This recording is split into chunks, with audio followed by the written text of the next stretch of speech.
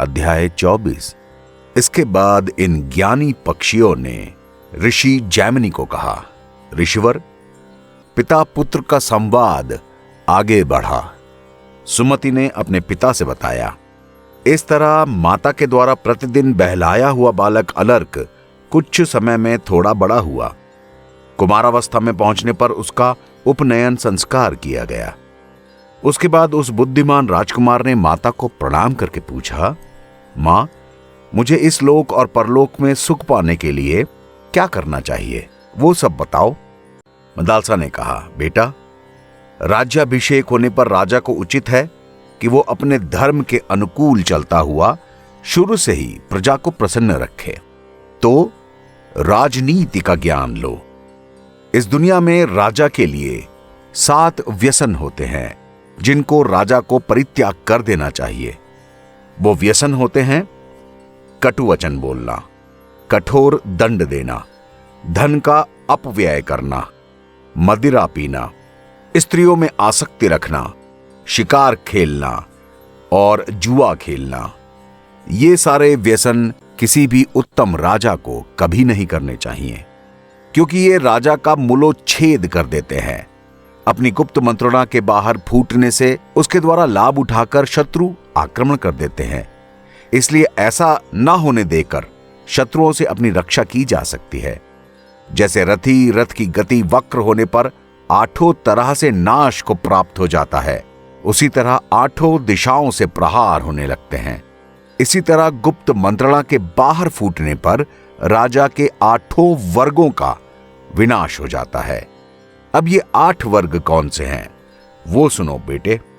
खेती की उन्नति, व्यापार की वृद्धि, दुर्ग का निर्माण, पुल बनाना, जंगल से हाथी को पकड़कर मंगवाना, खानों पर अधिकार प्राप्त करना, अधीन राजाओं से कर लेना और निर्जन प्रदेश को आबाद करना, ये 8 वर्ग कहलाए जाते हैं जिनको किसी भी उत्तम राजा को जरूर करना चाहिए। राजा को इस बात का भी पता लगाना चाहिए कि शत्रु द्वारा उत्पन्न किए गए दोष से या शत्रुओं के बहकावे में आकर उनका कोई मंत्री दुष्ट तो नहीं हो गया है। इस तरह अपने बुद्धिमान जासूस नियुक्त करके शत्रु के जासूसों पर भी दृष्टि रखनी चाहिए। राजा को अपने मित्रों और माननीय बंधु बांधवों पर भी पूरा विश्वास नहीं करना चाहिए, लेकिन काम पड़ने पर उन्हें शत्रु पर भी विश्वास करना चाहिए। किस अवस्था में शत्रु पर चढ़ाई नहीं करनी और किस अवस्था में क्या वृद्धि होनी है, किस कार्य से अपनी हानि होने की संभावना है, इन सब बातों का ज्ञान राजा को होना चाहिए। वो 6 गुणों का उपयोग करना जाने बिना कोई काम के अधीन नहीं हो। ये 6 गुण क्या होते हैं बेटे, वो सुनो। शत्रु से मेल रखना यानी कि संधि, उससे लड़ाई छेड़ना यानी कि विग्रह, आक्रमण करना यानी कि यान, अवसर की प्रतीक्षा में बैठे रहना यानी कि आसन, दुरंगी नीति बरतना यानी कि द्वैधी भाव और अपने से बलवान राजा की शरण ले लेना समयाश्रय कहलाता है। ये 6 गुण हर किसी उत्तम राजा में जरूर होने चाहिए। इसके बाद अपने नगरवासियों को अपने गुणों से जीतो।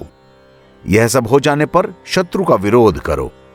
जो इन सब को जीते बिना ही शत्रु पर विजय पाने की कोशिश करता है, वो अपने आत्मा और मंत्रियों पर अधिकार न रखने के कारण शत्रु समुदाय के वश में पड़कर कष्ट ही भोगता है। इसलिए बेटा, पृथ्वी पर पालन करने वाले किसी भी राजा को पहला काम अपने शत्रुओं को जीतने की चेष्टा करनी चाहिए। किसी भी राजा का विनाश करने वाले शत्रु कौन कौन से हैं? काम, क्रोध, लोभ, मद, मान और बहुत सारा हर्ष। जैसे राजा पांडु काम में असक्त होकर मारे गए और निष्कर्म क्रोध के कारण अपने पुत्र से हाथ धो बैठे। यह विचार करके अपने काम को और क्रोध को अलग रखो।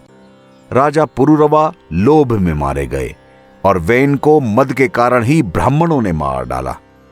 अनायुष के पुत्र को मान के कारण प्राणों से हाथ धोने पड़े और पुरंजय की मृत्यु बहुत ज्यादा हर्ष के कारण हुई। लेकिन महात्मा मरुत्तर ने इन सब को जीत लिया, इसलिए वो संपूर्ण विश्व पर विजयी हुए। तो ध्यान रखो, काम, क्रोध, लोभ, मद, मान और हर्ष, इन पर विजय प्राप्त करनी है।